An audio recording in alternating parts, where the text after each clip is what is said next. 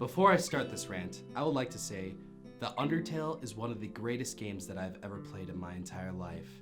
It has amazing soundtrack, great characters, and awesome gameplay. By the end of the game, you feel a deep emotional connection to all of these characters deep in your heart, and in a way, you could actually consider them virtual friends. I love this game, and I've never had a game affect me so incredibly than Undertale. That being said, stop doing cringy shit! Cue the punch! Now, before the Undertale fandom chastises me for my opinions, at least let me give an explanation for why I think their fandom is so cringy, alright? And I've developed a special checklist to help me determine whether a fandom is cringy or not. Does the fandom quote their movie, video game, or TV show outside of their fandom appropriately? Does the fandom draw fan art? If so, does the amount of bad fan art outweigh the good? Does the fandom write fanfiction? If so, does the amount of bad fanfiction outweigh the good? Does the fandom cross over their famous and popular characters into popular memes? Does the fandom blow the characters like stereotypes out of proportion? How divided is the fandom on fan theories? Does the fandom agree that there's a part of their fandom that they do not like to talk about? Now, if you answered yes to 5 out of 7 of these questions, then congratulations, your fandom is cringy. So, let's take this checklist and apply it to the Undertale fandom, shall we? Does the fandom quote the game outside of the fandom respectively? They do. But that's understandable though. Undertale is a very quotable game. It's got quotes galore in it. It's got memes galore. It's got references everywhere. So it's understandable why someone would want to quote something outside of the fandom. But every single time I go into a video and it says, the need to subscribe to Gay Butt Poop 69 fills you with determination, I just kind of want to slap you. So that's a yes for that. Does the fandom draw fan art and does the bad outweigh the good? Well, that's a yes and a no, and I'll tell you why. It's a yes because the amount of Undertale fandom that I see on a daily basis is just astonishing. At least 12 really good pictures a day. But that's where the no comes from. For every 9 good pictures that I see of an Undertale thing, there's always one that just looks like this. But that's a 9-to-1 ratio, so we'll count this as a no for now, so you get this one. Does the fandom write fanfiction and does the amount of bad fanfiction outweigh the good? That's a solid yes on both. Now, before you chastise me for saying, oh, hey, you just didn't find the good ones are just right here, you missed them. No, I've read the good ones, okay? The problem is I had to sift through a lot of bad ones to get there. It's a solid 5-to-1 ratio that I don't enjoy. And the fact that that exists just means that it's cringy in its own self. So yes, that's a yes on both. Is there Undertale memes or memes related to Undertale?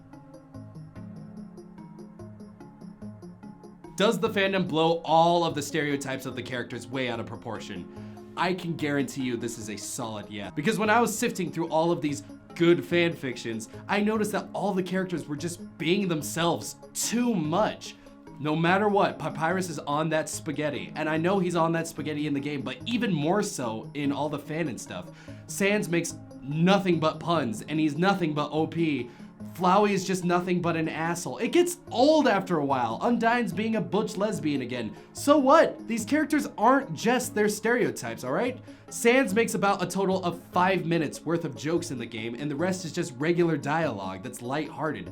Papyrus does other meme things besides spaghetti. Flowey whispers advice to other characters sometimes, and Undyne plays the piano. They're not all their stereotypes. Toby Fox did not write these characters like this. If all the canon characters met the fanon characters, I bet you they would be fucking offended at the stereotypes that are being portrayed. Is the fandom divided on fan theories? Well, let me ask you this. Who the fuck is Gaster? How does Sans know about resets? And does Monster Kid have a sister? On top of that, what gender is Frisk? All these questions. Like, if I could get a solid, unified answer on this for each one of these questions, then I will be happy, alright? I'll give this a no. But you know what? Until then, it's a yes for me because I've seen so many contradictions and I've seen so many different stories, alright? It's a yes. And finally, does the fandom agree that there is something cringy and dark to their fandom that they'd rather not talk about? That answer is a solid yes. Congratulations, 6 out of 7. That's one more than 5 out of 7. That means the fandom is officially cancer. Cue the balloons, everybody. I get what you're going to say. Logan, this checklist is fucking biased. Not a single fandom can pass through this, Logan. What are you doing? You're just being a dick to the Undertale fandom. No fandom can pass this checklist. Well, you're wrong! Because I know that there's a fandom out there that is so uncancerous and awesome that it just... I don't even need to use the checklist, dude. You want to know the fandom? All right, Luke, drum roll, please! It's good enough. And the best fandom of Logan's life that he likes the most is... the Dark Souls fandom. That's right, the Dark Souls fandom. I fucking love the Dark Souls fandom. They haven't done a single thing to irk me at all, or annoy me, or make me think that they're cringy or cancerous. Everything that I've seen Dark Souls-wise is just amazing. And if you don't believe me, let's just apply the checklist, all right? Does the fandom quote Dark Souls stuff outside of the fandom appropriately? Yes, they do quote it outside the fandom appropriately. Because whenever I see a quote, it's always just praise the sun. And there's nothing cringy about praise the sun, all right? Is the fan art good? You bet your ass the fan art is good. It's about as on par as the Undertale fan art. Except I have not seen a single bad fan art for Dark Souls. Even the porn is good. Oh, I talk about the porn later. Cut out the porn bit. Are the fanfictions good? Well, who the fuck cares? I checked on fanfiction.net and there's only been 600 fanfictions since it first came out in 2011. However, only half a year has passed and there's been over 2.9 thousand Undertale fanfictions. And I promise you that a good amount of them are bad. But you're just gonna say, hey, you know what, Logan? You didn't read any of the fanfiction, so this one doesn't count. I'll give that to you. So that's 2 out of 7 so far. Does the fandom do memes? Not really, no.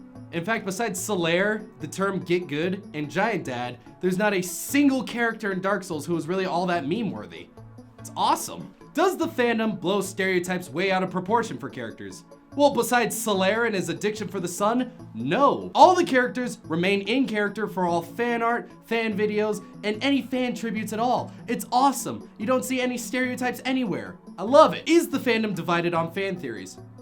No! Because unlike other games, this game actually happens to, you know, spread out the lore evenly and nicely secretly, so that it's all easily connectable. Unlike some other games, Scott Cawthon, oh, look at me, you have to press the tiles to get the secret fandom, oh, maybe someone killed someone, fuck you. And finally, is there a bad side to the Dark Souls fandom? Well, no. Because there's nothing grotesque or physically cringy about Dark Souls at all. Now, I know that you'll say, hey Logan, what about the porn? Is the porn cringy? I know that there's porn of Dark Souls. The porn is not cringy at all, because the Dark Souls characters are hot as shit. Alright, you've got a big titty god, you got Maneater Mildred, you got the Emerald Herald, you've got a fucking cat lady! You've got it all, even like the fetishists who are like, but I like fat girls who fart. Well, you got like the demons and shit for that. You've got designated monsters to be gross for you and cringy for the fandom. Whereas in Undertale, you have a androgynous child, a spider lady, a fish lesbian, a neckbeard, and your mom. Now, Toby Fox did not make Undertale for porn reasons, so it's understandable why the characters are not designed to be sexy. But because of that, all Undertale porn is really weird and not very enjoyable at all. Trust me, I've tried.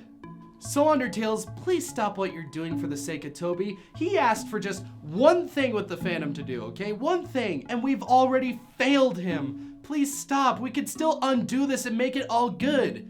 Just stop doing the cringy things and just stop in general. I love you.